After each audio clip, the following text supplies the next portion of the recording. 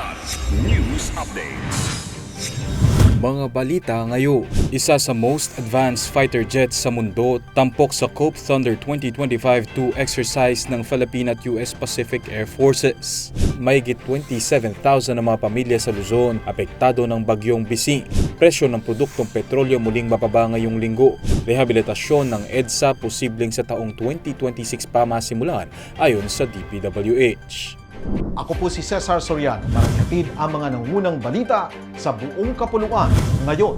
Inilunsad ng Philippine Air Force o PAF ang COP Thunder 2025-2 Air Combat Exercise kalahok ang United States Pacific Air Force o PACAF sa Clark Air Base, Mabalacat, Pampanga ngayong araw, Hulyo 7. Tampok sa aktibidad ang F-35 ng Estados Unidos na itinuturing na isa sa most advanced fighter jets sa mundo. Ang COP Thunder ay isang bilateral military exercise na layong palakasin ang operational capabilities at kahandaan ng PAF at PACAF sa pamamagitan ng joint training at palitan ng best practices sa air operations, disaster response at iba pang ground and sustainment operations.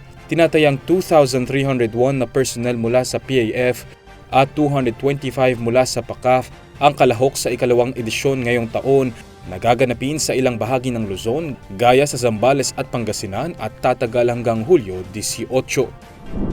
Mahigit 27,000 na pamilya sa Luzon ang naapektuhan ng bagyong Bising o Danas at Habaga. Ayon sa ulat ng National Disaster Risk Reduction and Management Council o NDRRMC nitong Lunes. Sa kabuuan, 27,401 na pamilya o 82,548 na katao ang naapektuhan, kung saan 26,711 na pamilya ay mula sa gitnang Luzon, 617 mula sa Ilocos Region at 73 mula sa Cordillera. Wala pang naiulat na casualty o pinsala sa agrikultura o infrastruktura. Sa Ilocos Norte, bilang paghahanda sa epekto ng bagyo at malakas na ulan, nagpreposition na ang Provincial Social Welfare and Development Office o PSWDO ng 4,141 family food packs sa 7 cluster areas. Bukod dito, may 25,800 food packs at 4,100 non-food items na nakaimbak sa DSWD Lawag Warehouse at ipinamahagi na sa ilang baya.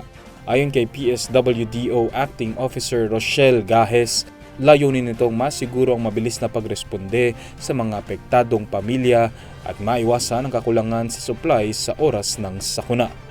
Muling bababa ang presyo ng produktong petrolyo ngayong linggo. Base sa anunsyo ng oil companies, magbababa ng 70 centavos ang kada litro ng gasolina.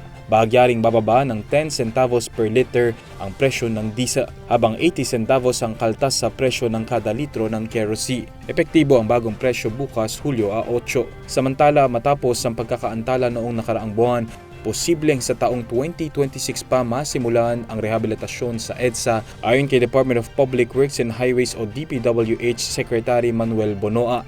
Aniya, hindi maaaring masimulan ngayon ang trabaho dahil sa maulang panahon na susundan naman ang pagpasok ng Christmas rush tuwing bare months. Para sa Kidlat News Channel, ako si Renza Linon, nag-uulat.